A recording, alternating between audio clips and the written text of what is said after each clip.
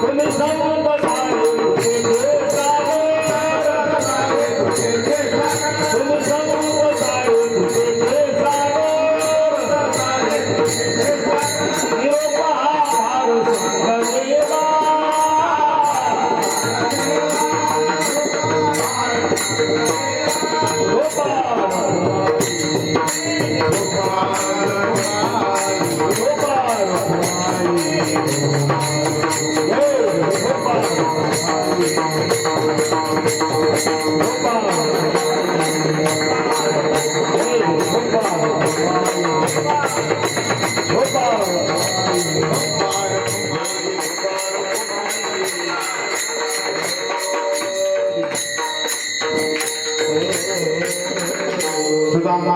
शिंगणापूरकर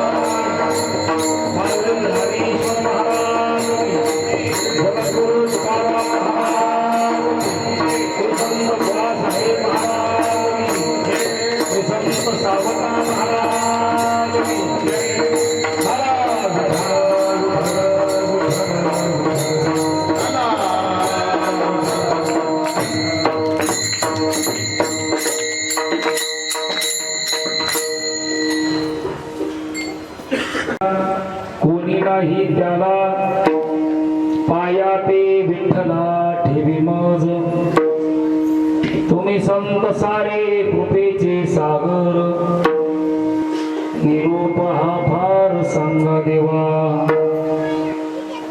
तुका म्हणे ऐसी करा निर्वण मग तो रक्षण करील माझे तुम्ही संत सारे कृपेचे सागर निरूप हा फार सांगा देवा विठ्ठला विठ्ठला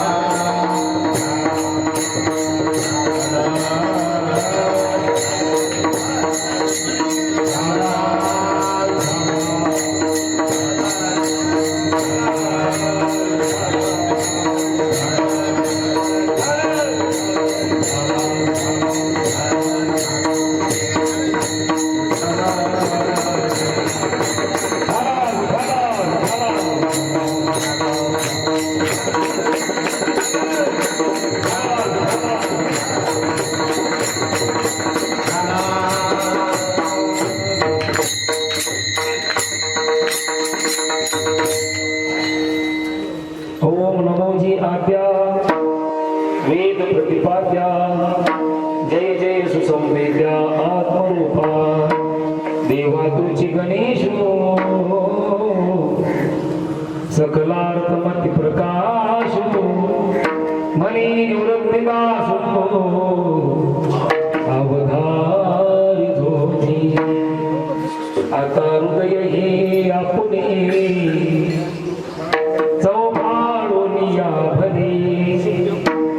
वरी वैसमु पावले श्री गुरूंची ते नमस्कारुनी आता समचरण सरोजम सांद्र नीलांबुदाभम जगननी कपाली मंडलम मंडलाना करुण तुलसीमाला कंधरम कंजनेत्रम सदय धवलहासम विठ्ठलम चिंतयामि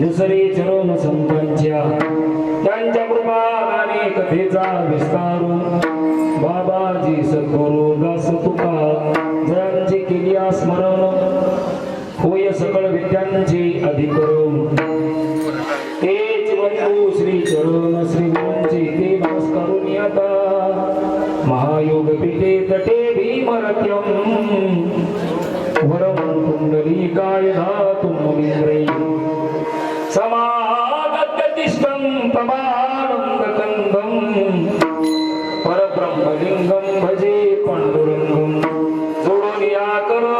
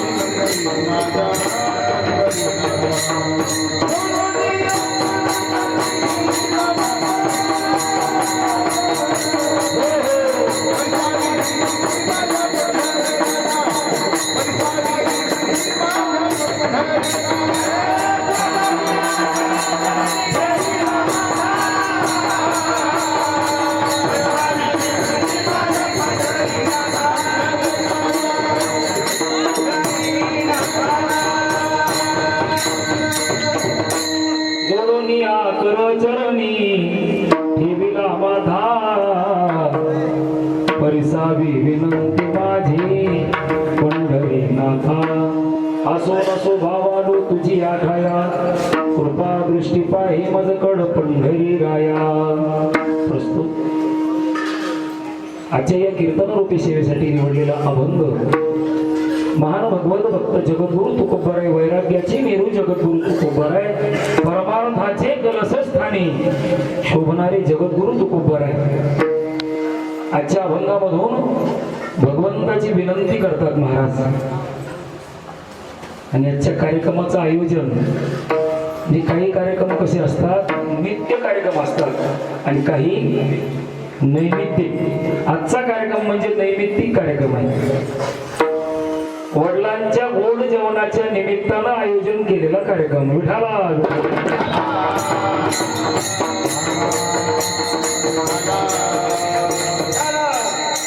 काळे परिवारानं या कार्यक्रमाचं महाराज आयोजन आजच्या या ठिकाणी. आणि ठिकाण जर सांगायचं झालं तर याच्यासारखं पवित्र ठिकाण दुसरं कुठंच नाही. कशामुळं ज्या ठिकाणी गोमातेचं वास्तव्य याच्यासारखं पवित्र ठिकाण मला तरी वाटत नाही दुसरं असेल. विठाबा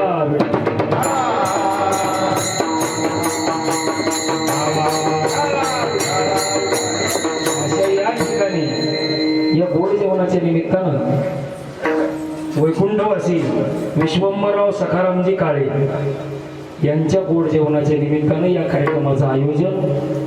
आणि या कार्यक्रमाला निमंत्रित करणारे महाराज तुम्हाला आम्हाला आमंत्रित करणारे त्यांचे चिरंजीव सुखदेव विश्वंभरराव काळे, महादेव विश्वंभरराव काळे आणि दत्तराव विश्वंभरराव काळे. काळे परिवारानं या ठिकाणी आपल्या वडिलांच्या ऋणामधून काहीतरी उत्तीर्ण होण्यासाठी, उत्तीर्ण होता येत नाही पण काहीतरी त्यांच्या नावानं महाराज अन्नदान नामचिंतन व्हावं हा उद्देश आणि ही मनातली संकल्पना या ठिकाणी तुम्हाला आम्हाला आमंत्रित करून कार्यक्रमाचं आयोजन. विठाला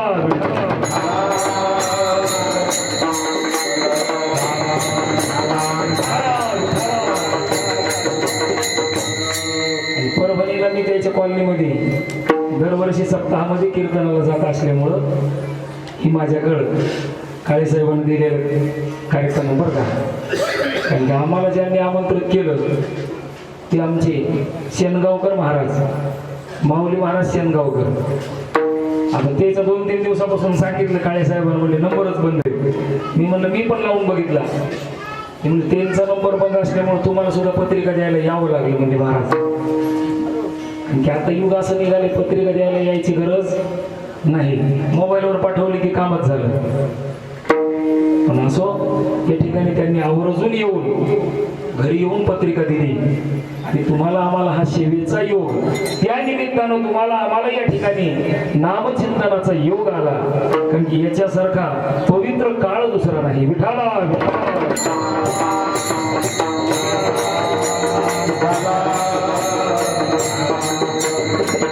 नाहीतर काळ जर पवित्र करायचा असेल तर काळ सारावा चिंतनी एकांतवासी गंगा स्नानी देवाच्या पूजनी प्रदक्षिणा तुळशीच्या. नाहीतर तोच वेळ महत्वाचा आहे जे भगवंताच्या चिंतनामध्ये गेला आणि त्यांच्या निमित्तानं आपला वेळ विश्वंभरावाच्या निमित्तानं आज 2 तास असेल 1.5 तास असेल काय जे असेल तेवढा वेळ आपला चिंतनामध्ये जाणार आहे. म्हणजे ते किती पुण्यवान असतील याचा विचार करा. विठाला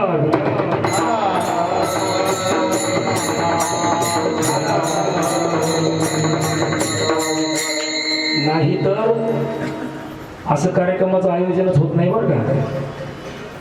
जी पापी माणसं आहेत ना ज्यांनी कधी आयुष्यात पुण्यच केलं नाही त्यांचा कार्यक्रम जरी ठरवला घरच्या माणसाने तरी सुद्धा ज्या दिवशी कार्यक्रम आहे त्या दिवशी कॅन्सल होतो. माझा स्वतःचा किती कार्यक्रम कॅन्सल झालेला अनुभव आहे. कशामुळं तर त्या गेलेल्या व्यक्तीचं पुण्य कमी असल्यामुळं. या ठिकाणी ते पुण्यवान होते हे निश्चितच. कशामुळं या कार्यक्रमाचं सुंदर असं आयोजन जसं काही भगवंत बुद्धीला चालना देते अशा पद्धतीनं अभंगाचं चिंतन करण्याचा प्रयत्न करायचा आहे. कारण माझा आवाज बसलाय बरं का. सांगायचं म्हणजे आवाज बसल्याने रात्री 2 वाजले. माळीवाड्यामध्ये जागराचं कीर्तन होतं सप्ताहामध्ये. रात्री 2 वाजले पुन्हा सकाळचा कार्यक्रम आणि पुन्हा आता कार्यक्रम. त्याच्यामुळे आवाज बसला पण जसं काही भगवंत चिंतन करून घेतील तशा पद्धतीनं चिंतन करण्याचा प्रयत्न करायचा. विठाला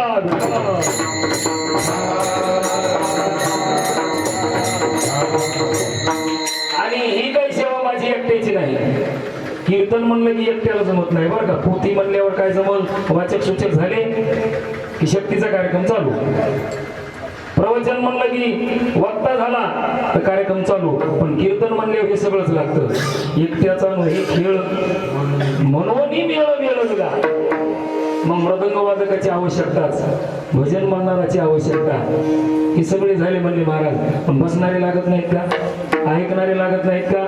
नाही ऐकणारे नसल्या मग उपयोग काय. वक्ता तो वक्ता नोही श्रोते बिन. विठाला विठाला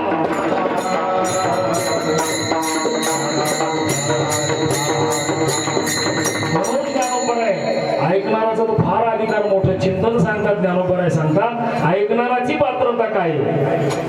प्रभू तुम्ही महेशाच्या मूर्ती आणि मी दुबळार्चित तसे भक्ती बोल जरी गंगावती तरी स्वीकारार्थी. म्हणून भगवान शंकराची उपमा दिली बरं का श्रवण करणाराला ऐकणाराला. म्हणून एकट्याचं काम नाही. बसलेली माणसं सुद्धा आमच्या माता माऊली असतील पुरुष मंडळी असतील नुसतं कीर्तनात बसायचं नाही. विठाला विठाला भजन असलं की समजा आपली बारी आहे. विठाला विठाला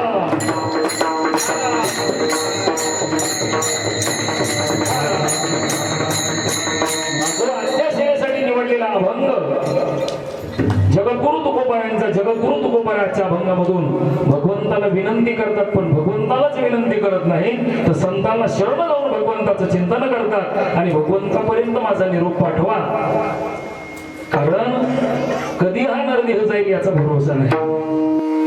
क्या भरोसा है इस जिंदगी का साथ देती नहीं किसी का.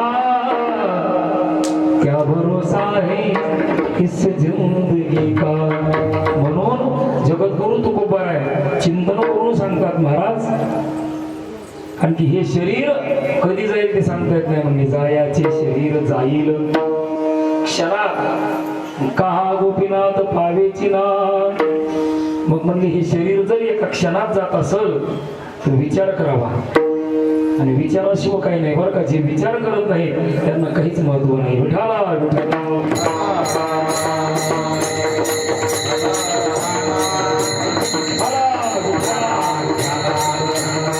मनुष्य जन्माला आल्याच्या नंतर समाधान जर प्राप्त करून घ्यायचं असेल काय करावं लागेल.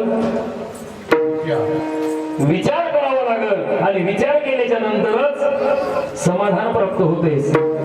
विचार नाही केले समाधान प्राप्त होणार नाही. विचारा वाचून न पाहिजे समाधान. म्हणून विचार करायचा, पण कुठला विचार करायचा की कधी माझा नरदेह निघून जाईल याचं सांगता येत नाही. कारण की क्षणाक्षणाला मरणाची आठवण असली पाहिजे. म्हणून संत महात्मे सांगतात बाबा मरणाची आठवण ठेवा. मरणाची कार्य नाही आठवण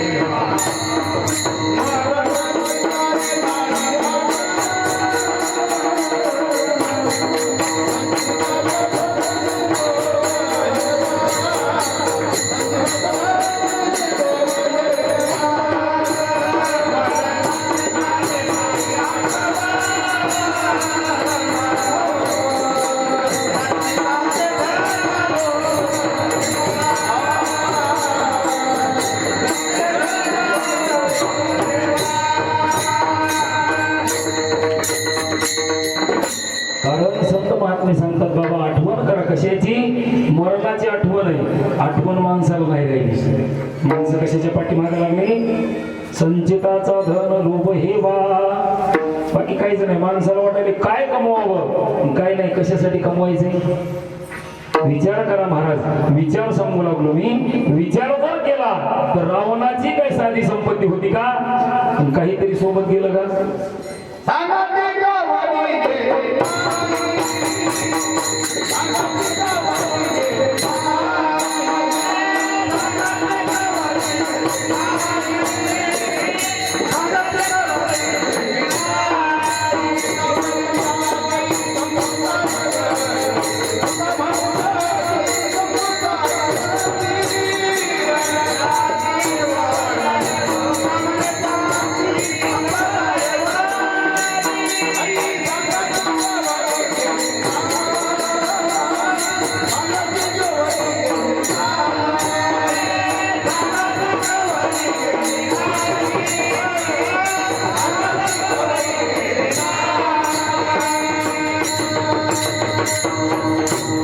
तुका म्हणे ज्याची संपदा एवढी सांगा ते कबडी गेली नाही. आपल्या सोबत येणार आहे का? रावणाला तर भगवान प्रभू रामचंद्राच्या हाताने मरण आलं तरी सुद्धा काही संपत्ती सोबत गेली का? नाही. आपल्याला तर देव स्वप्नात सुद्धा आलं नाही महाराज. येणार आहे का सोबत? म्हणून मरणाची कार्य नाही आठवण. संचिताचा धन लोभ हेवा. कारण की या शरीराचं काही सांगता येत नाही. माणसं माहिती असते म्हणजे महाराज चला मंदिरात, चला म्हणले गोशाळेमध्ये कीर्तनाचा कार्यक्रम चालू होईल. महाराज आपलं काही आत्ताच वय आहे का? काय म्हणत असते आत्ताच काय आपलं वय आहे का? जाऊ म्हणले म्हातारपणाला. म्हातारपण येईल म्हणून खरं नाही.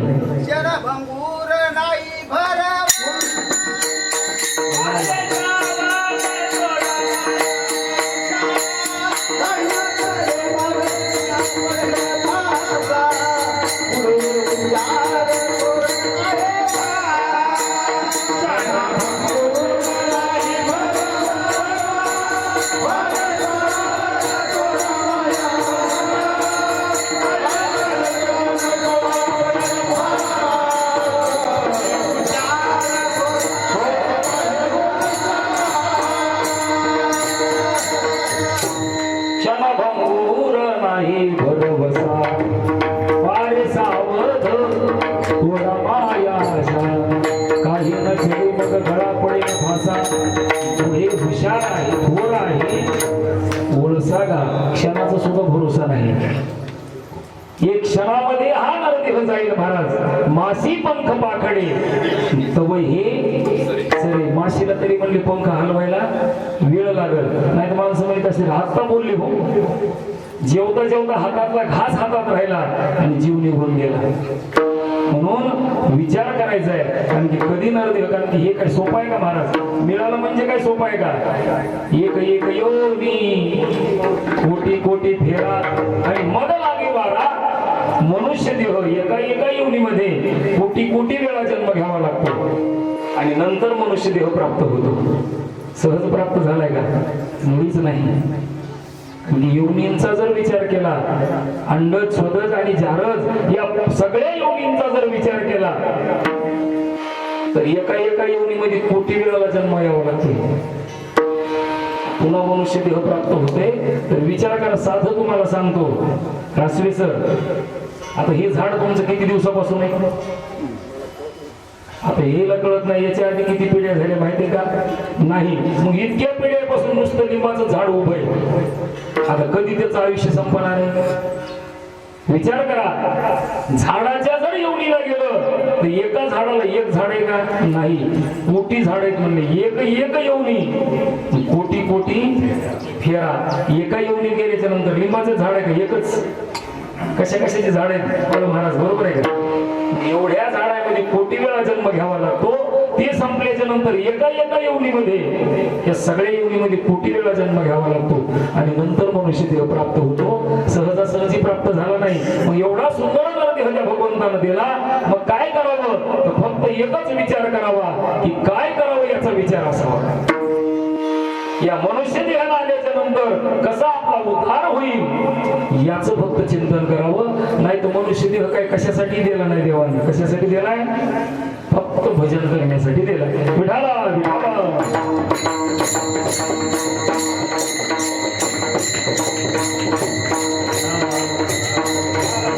कारण की मनुष्य देह भगवंतानं फक्त भजन करण्यासाठी दिलाय.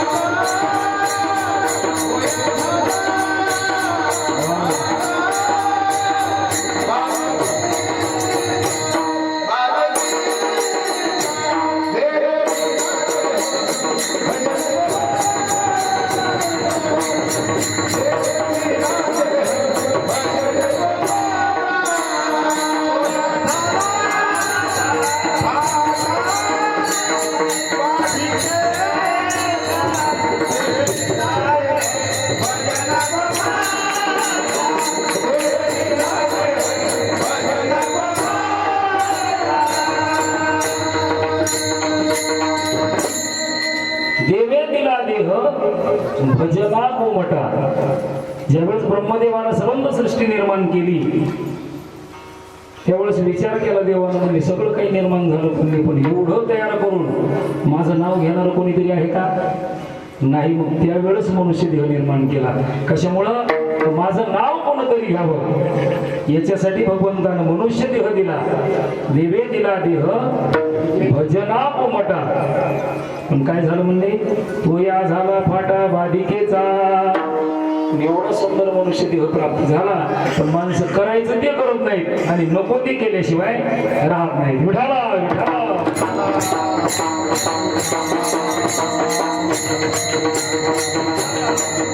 आमच्या माऊली महाराजांना सांगत जाऊ सातत्यानं दृष्टांत.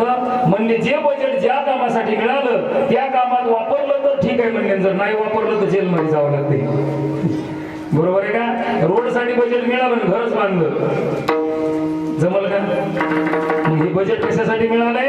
तर फक्त भगवंताच्या चिंतनासाठी. मग चिंतनासाठी मिळाल्याच्या नंतर चिंतनच करावं. कारण की भगवंतानं मनुष्य देह दिला कशासाठी? फक्त त्याच्या भजनासाठी.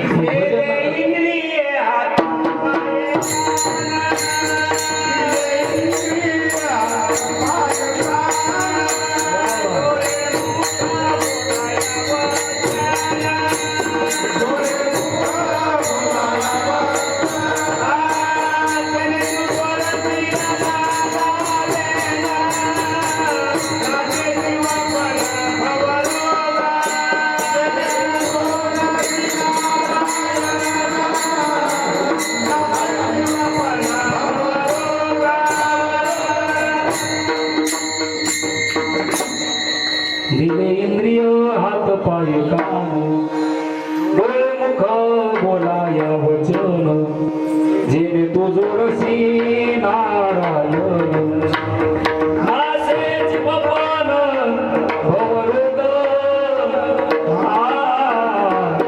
दिले इंद्रिय हात पाय कान. बघा प्रत्येक इंद्रिय भगवंतानं कशासाठी दिला? हात कशासाठी दिले म्हणले? कीर्तनात बसल्यावर टाळी वाजवण्यासाठी. तोंड कशासाठी दिलं? डोळे मुख बोलाया वचन. डोळे कशासाठी दिले?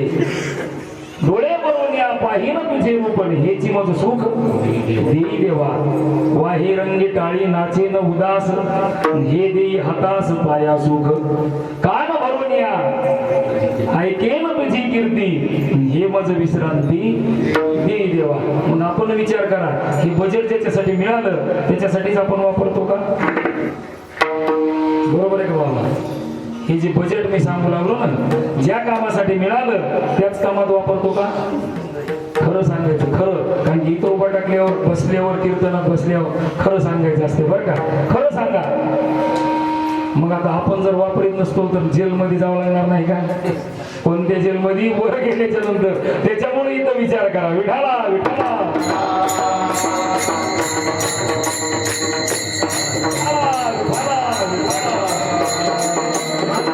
प्रकार हो. जे करायचं ते करीत नाही, उगं विनाकारण दुसरं काहीतरी करते. देवानं हात कशासाठी दिले? हाते घडो देवपूजा सर्व काळ गरुड ध्वजा. हातानं काय करावं म्हणजे देवपूजा करावी. पण माणसं देवपूजा करणार नाही. तासभर देवपूजा करायची म्हणलं तर माणसाला काय होते? कंटाळा येते. दिवसभर कुठंतरी झाडाखाली दिवसभर पत्ते खेळत बसतील महाराज. काय कंटाळा येते का? नाही.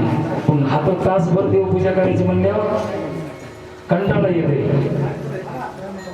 कारण देवपूजेचा कंटाळा आणि हाती सोकट्याचा चाळा.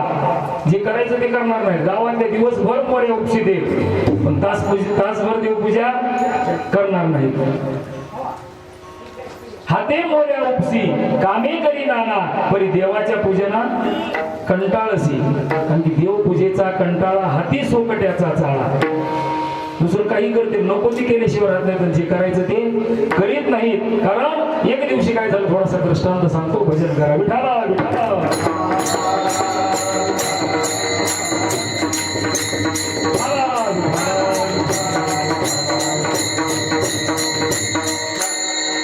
वडिलांना आपल्या मुलाला सांगितलं म्हणले बाळू मला उद्या गावाला जायचं 1 महिनाभर. म्हणून रोजची देवपूजा तुझ्याकडे म्हणण्याच्या नंतर ते ऐकू लागला आणि ते म्हणलं देवपूजा म्हणल्यावर त्याला अवघडच आहे. विचार केला वडिलांना तर सांगितलंय मला देवपूजा करायची. मग आता देवघरामध्ये आपले एक देव असते का? अनेक प्रकारचे देव बर का. आपल्या देवघरात एक देव आहे का? आपल्या घरची देवपूजा जर म्हणलं माणसं जिथे गेले तिथून काहीतरी एखादा देव घेऊन येते. तीर्थयात्रेला गेले तिथून एखादा देव काहीतरी पूजा करण्यासाठी घेऊन येते. वार बदलला की देव बदलला. पण असं केल्यानं चालणार नाही. संत महात्मे सांगतात बाबा आपुला तो एक देव करून घ्यावा आणि तिने बिन जीवा सुख नोहे. म्हणून बघा तुम्ही महानुभव पंथामध्ये सुद्धा फक्त कृष्ण परमात्म्याचं चिंतन करतात. कशामुळं? आपुला तो एक देव करून घ्यावा तिने बिन जीवा सुख नोहे. आणि ती बघा तुम्ही महानुभव पंथाचे कार्यक्रम शिंगणापूरकर तुम्ही होते ना आमच्या गावामध्ये 2-3 वर्ष सप्ताह झाला मोठा. आवाज कसं काय बरोबर हे झालं? विठाला विठाला विठाला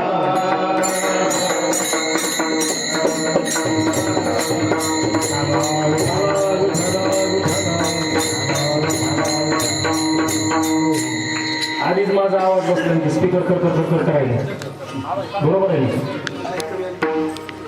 असो. सांगितलं देवपूजा करावं लागल. त्यावेळेस त्यानं विचार केला आता वडिलाची आज्ञा कशी मोडा.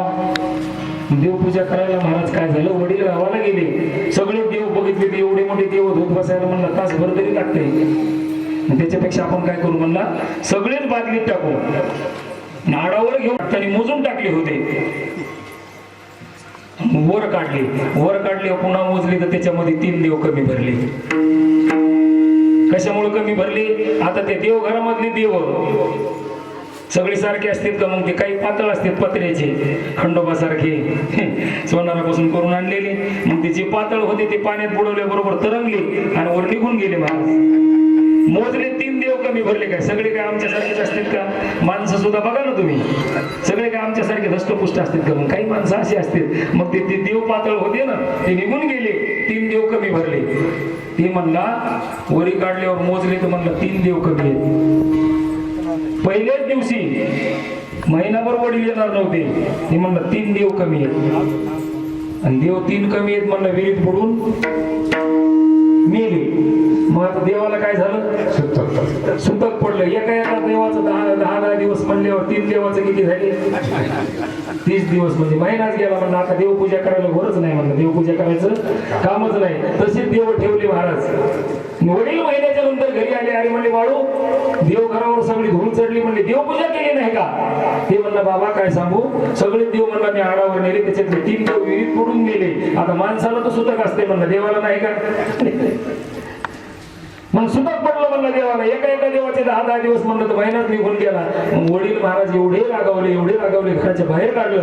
राग म्हणलं आता कुठेतरी जातो आणि झाडाला म्हणलं फाशीच घेतो. विठाला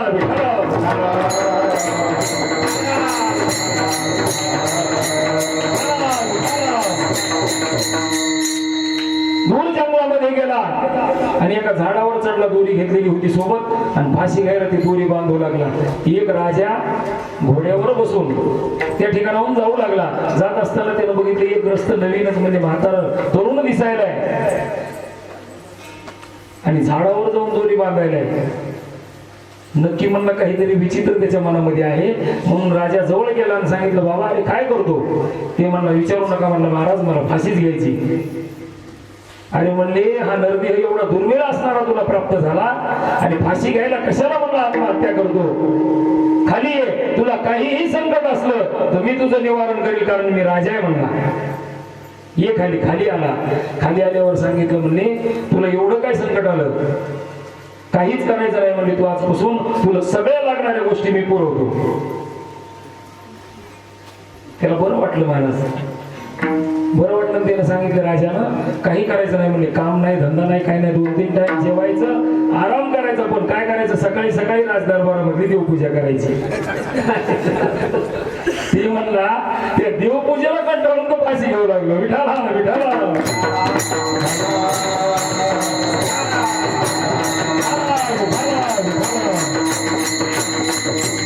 म्हणून जे करायचं ते करणार नाही. कधी शरीर निघून जाईल महाराज सांगता येत नाही. कारण जगद्गुरु तुकोबन आहे.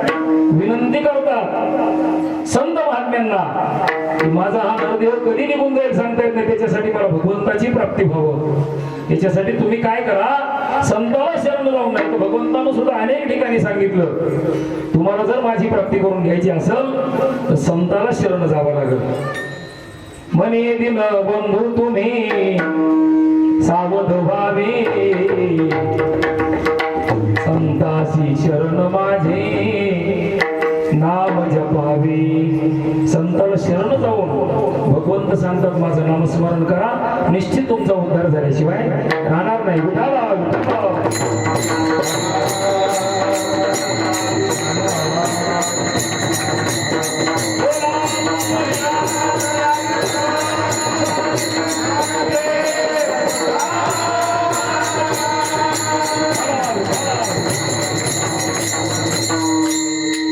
संताला शरण जाऊन जगद्गुरु तुकोबराय सुद्धा विनंती करतात. त्या गोपीचा नाथ भगवान कृष्ण परमात्मा कधी मला पावल, कधी ते माझा विचार करील, याच्यासाठी तुम्ही काय करा, संताला विनंती करू लागली. तुम्ही त्या भगवंतापर्यंत एवढा माझा निरोप पाठवा की माझं आयुष्य मध्ये कधी संपल, कधी हा नरदेह जाईल याचं सांगता येत नाही. ह्या अभंगाच्या पहिल्या चरणात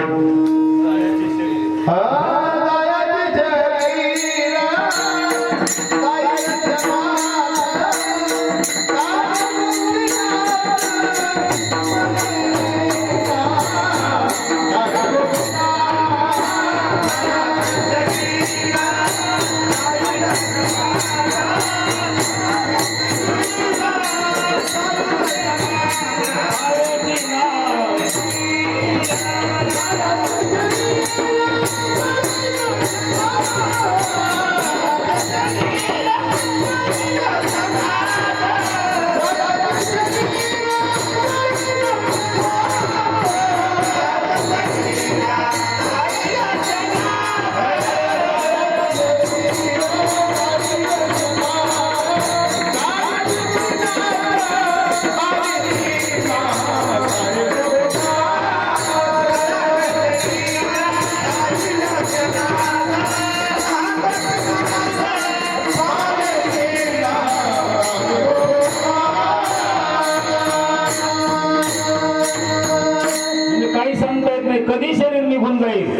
त्याच्यासाठी कहा गोपीनाथ पावेची ना, कधी तो भगवंत गोपीचा नाथ मला पावल, याच्यासाठी तुम्ही त्या भगवंताला विनंती करा. विशेष नावानं वर्णन केलं बरं का, गोपीनाथ, गोपींचा नाथ कृष्ण परमात्मा. कारण त्या गोपींचा भगवंतावरचा भाव बघून जगद्गुरु तुकोबाराय या ठिकाणी गोपीनाथ म्हणून चिंतन करतात. कारण कृष्ण परमात्म्याच्या त्या वेणूच्या नादामध्ये त्या गोपिका महाराज एवढ्या रममान व्हायच्या की भगवंतानं वेणू वाजवावा आणि त्या गोपिकांनी तल्लीन व्हावं. एवढंच नाही महाराज, गोपिका तल्लीन होत असतील यात काय नवल आहे, भगवंताचा वेणू वाजावा आणि गाई आणि वाघ दोन्ही एका ठिकाणी येऊन वैर भाव विसरून जायचे. वृंदावनी वेणू वेणू कवनाचा माय बाजे, वेणू नादे गोवर्धन गाजे, उच्च पसरोनी मयूर विराजे, प्रेमच पाहता भासती यादव राजे हो. कारण वैर भाव समोर विसरली, गाई व्याघ्र एकेठाई झाली, पक्षी पुढे निवांत राहिली, वैर भाव समोर विसरली हो. विठाला विठाला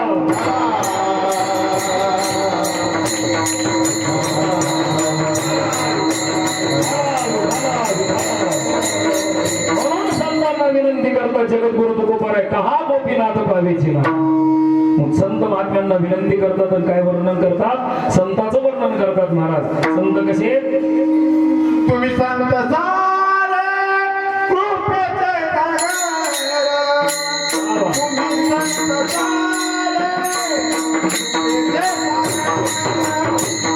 तुम्ही संत सारे कृपेचे सागर, तुम्ही संत सारे कृपेचे सागर, तुम्ही संत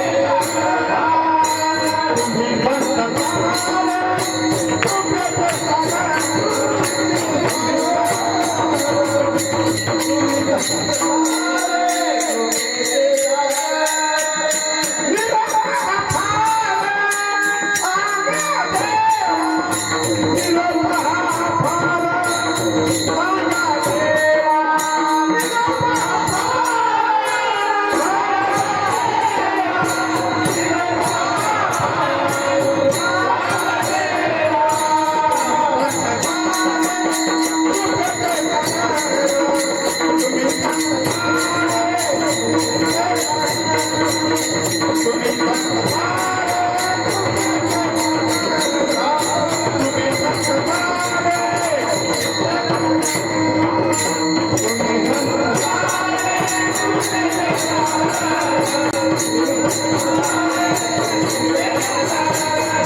तुम्ही संत सारे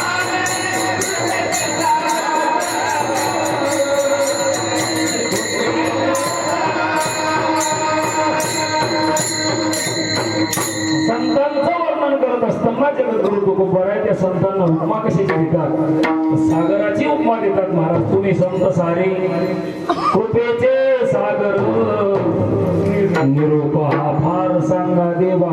कारण की संतांना विनंती करत असताना जगद्गुरु तुकोबाराय, जगद्गुरु तुकोबारायांचा विश्वास होता महाराज संतावर. कारण की भगवंतानं सांगितलेलंच होतं, संताला शरण गेल्याशिवाय माझी प्राप्ती होणार नाही.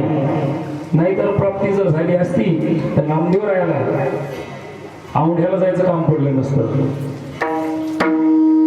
मूर्तीतून बाहेर येऊन जो भगवंत नामदेवरायासोबत जेवत होता त्या नामदेवरायाला कुठं जावं लागलं, औंढ्याला जावं लागलं. कशासाठी, खेचर स्वामीचं दर्शन घेण्यासाठी. विठाला विठाला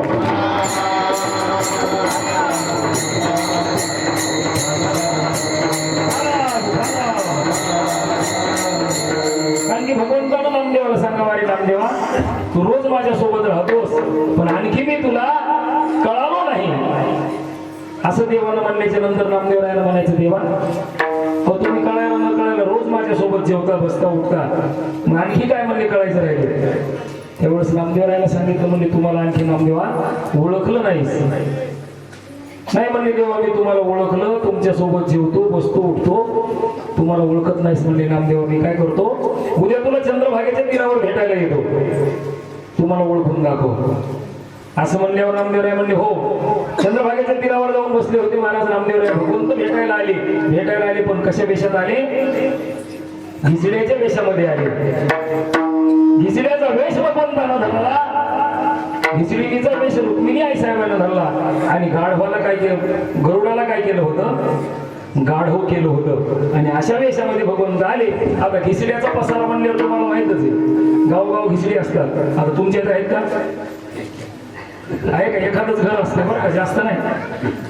तेच कसं असते, ते सगळाच पसारा सोबत असते. उचललं पाल आणि पुढच्या गावाला चाल, हे सगळं पाल उचललं गठोडं बांधलं निघाले दुसऱ्या गावाला.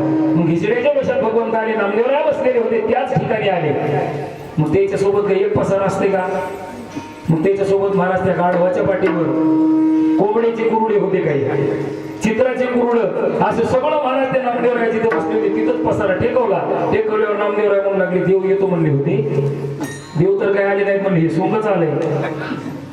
असं म्हणले आपल्याला काय करायचे, कान्या डोळ्यानं बघू लागले की पसारा सगळा तिथं टेकवला. आणि त्या घिसड्यानं सांगितलं, त्या घिसडीनीला म्हणले आता करा म्हणले आपली व्यवस्था, आता समोरची चूल मांडा.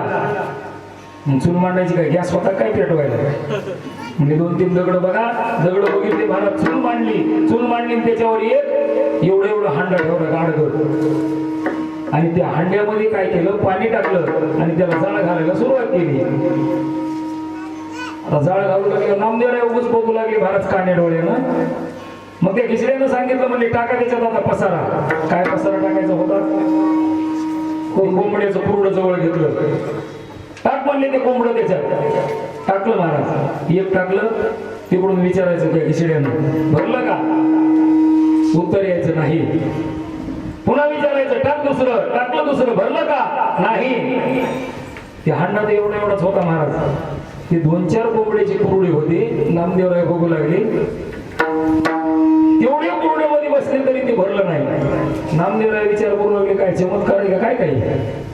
पुन्हा विचारायचं, भरलं का, नाही.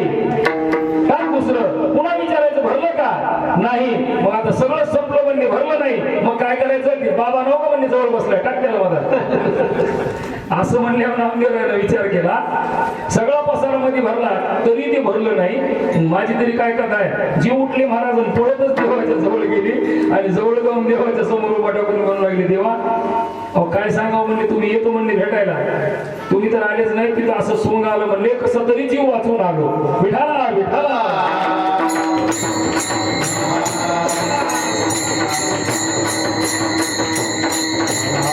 कसा तरी जीव वाचून तुमच्यापर्यंत आलो म्हणले. काय झालं, अहो तिथं असं सोंग आलं होतं म्हणले, पळून आलो म्हणून बरं झालं, नाही त्या गाडीत मला सुद्धा टाकीत होते. असं म्हणले देवानं सांगितलं, हसू लागले. अरे नामदेव म्हणले, ते मीच होतो ना, तुम्ही होता, हो म्हणले. म्हणून तर मी तुला सांगितलं की तुम्हाला आणखी ओळखलं नाही, तुम्हाला असंही होता येते का, हो म्हणले. त्याच्यासाठीच तुला काय करावं लागल, संताला शरण जावं लागल. मग त्यावेळेस नामदेवरायला आळंदीला पाठवलं महाराज. तिथून सुद्धा नामदेवराय परत आले, तिथेही काम झालं नाही. मग म्हणले आता नामदेव तू काय कर, औंढ्याला जा.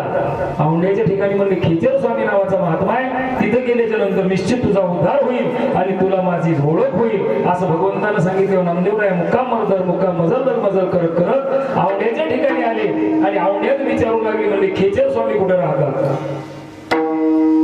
आता तिथं औंढ्यात खेचर स्वामीला कोणी खेचर स्वामी म्हणत नव्हतं.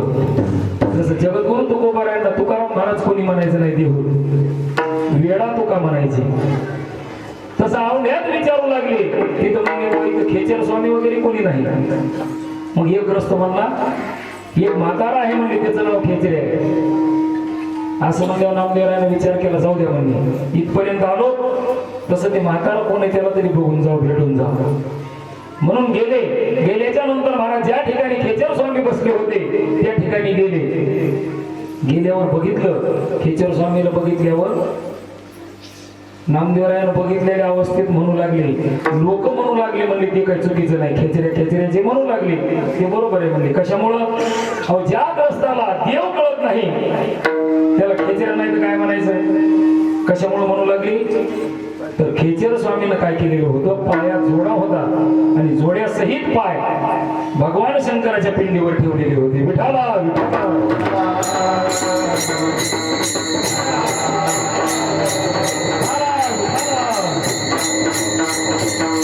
असं बघितल्यावर माणसं वेळ नाही तर काय म्हणते? नामदेवराय म्हणले जाऊ दे, त्याला जरी नाही कळालं तर आपल्याला कळतंय ना, मग आपणच सांगावं म्हणले पिंडीवर पाय ठेवले म्हणून. त्यावेळेस नामदेवरायानं आवाज दिला, ओ बाबा उठा. उठी उठी प्राण्या निजला तू काय, देवावरी पाय ठेविले. उठा म्हणले बाबा, काय झालं? अहो देवावर तुम्ही पाय ठेवले. त्यावेळेस काय झालं? खेचर स्वामीने सांगितलं, अरे बाबा म्हणले माझी वृद्ध अवस्था झाली, हात उचलत नाही, पाय उचलत नाही, म्हणून तू काय कर म्हणले, ज्या ठिकाणी देव नाही अशा ठिकाणी माझे पाय ठेव. मग असं म्हणले नामदेवरायचं लक्षात आलं नाही, पण तुमच्या आमच्या लक्षात आलं का नाही? ज्या ठिकाणी देव नाही अशा ठिकाणी माझे पाय ठेव. आता देव कुठं नाही? विठ्ठल जळीस्थळी भरला, प्रीता ठाव नाही उडला, जुन्या दृष्टीने पाहिला. विठ्ठलची विठ्ठल तो नाही ऐसा ठाव उरला से कवन, सर्वत्र संपूर्ण गगन जैसे.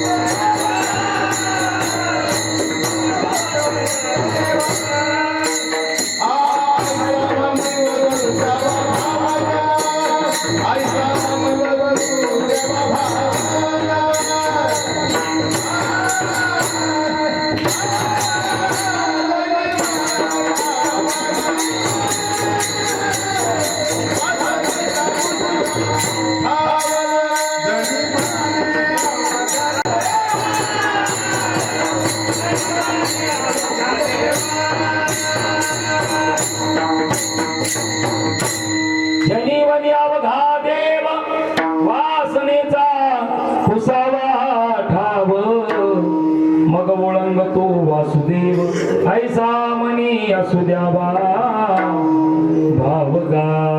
मग सगळ्या जगामध्ये जनावनामध्ये देव आहे महाराज, ओतप्रोत तो भगवंत भरलेला आहे. असं ठिकाण आहे का? नाही. मग नामदेवरायच्या लक्षात नाही आलं, पाय धरले आणि उचलले महाराज. त्याच वेळेस बदल झाला, कारण संत चरण रज लागता सहज, वासने ते बीज जळून जाये, मग राम नामे उपजे आवडी, सुख घडोघडी वाढू लागे, कंठी प्रेम गाठे नैनीर लोटे, हृदयी प्रगटे रामरूप. त्याच वेळेस बदल झाला. मग नामदेवरायानं पाय उचलले आणि ज्या ठिकाणी ठेवले त्या ठिकाणी पुन्हा भगवान शंकराची पिंड तयार व्हायची महाराज. कारण खेचर स्वामीनं भगवान शंकराच्या पिंडीवर पाय नव्हते ठेवले, पण ज्या ठिकाणी खेचर स्वामीचे पाय ठेवावे त्या ठिकाणी भगवान शंकराची पिंड तयार व्हायची. म्हणून औंढ्याला गेल्यावर बघा असं गोल येणारच आहे, बरोबर आहे का? भगवान शंकराच्या पिंडीचं. कशामुळं? तर त्या ठिकाणी खेचर स्वामी बसलेले होते. कारण की संतांना महाराज भगवंत संतांची चरण रज करण्याची भगवंत सुद्धा त्या संत चरणाच्या रजांची इच्छा करतो. चरणीची रज वंदी शुळ पाणी असा अधिकार त्या संतांचा. म्हणून जगद्गुरु तुकोबाराय सांगतात, तुम्ही संत सारे कृपेचे सागर, निरोप हा फार सांगा देवा. कारण कारण की नामदेवरायाचं काम झालं, परत आले आणि परत आल्यावर पुन्हा मंदिरात गेले नाही. चंद्रभागेच्या तीरावर चंद्रभागेचं स्नान केलं आणि जवळ होते ते दसम्या खायला नामदेवरायानं सोडल्या. देवाने विचार केला, म्हणजे नामदेवाची परीक्षा तर घेऊ. पुन्हा भगवंताच्या ठिकाणी आले महाराज, पण कोणत्या वेशात आले? श्वानाच्या वेशात आले. आणि श्वानाच्या वेशामध्ये येऊन काय केलं? नामदेवरायाच्या दसम्याची चौड उचलली आणि देव घेऊन पळू लागले. आणि पळू लागल्यावर काय झालं? असं जर झालं, एखादा माणूस दसम्या सोडून बसला आणि कुत्रा घेऊन पळू लागले, आपण जर असतो त्या जागेवर काठी घेऊन पाठीमागा लागलो असतो. पण ते नामदेवराय होते, नामदेवराय काठी घेऊन पाठीमागे लागले नाही, तो वाटी घेऊन पाठीमागे लागली. कशाची? हाती घेऊन घट वाटी, नामा लागे स्वानापाठी, उभा उभा जग जेठी, कोरड्या रोट्या कैसा खासी. विठाला विठाला.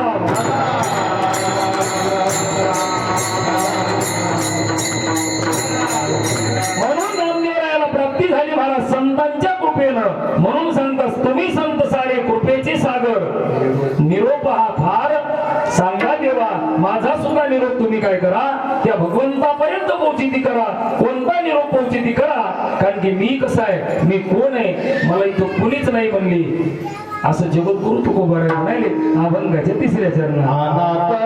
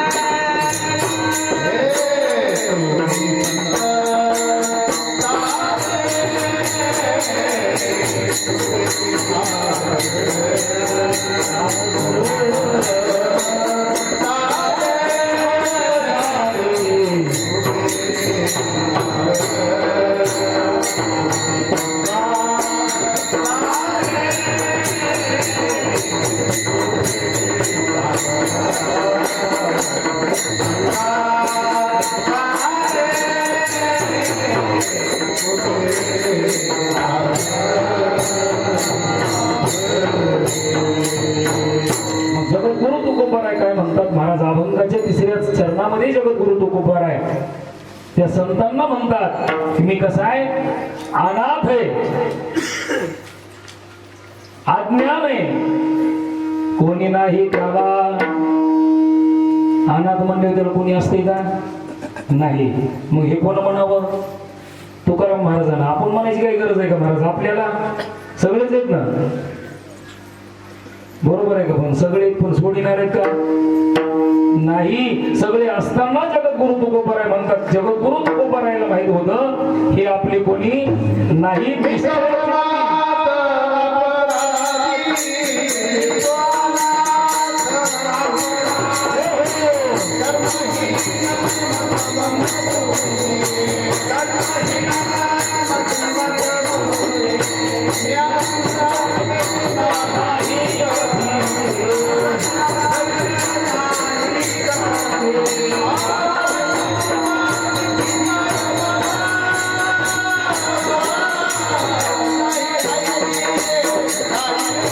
काय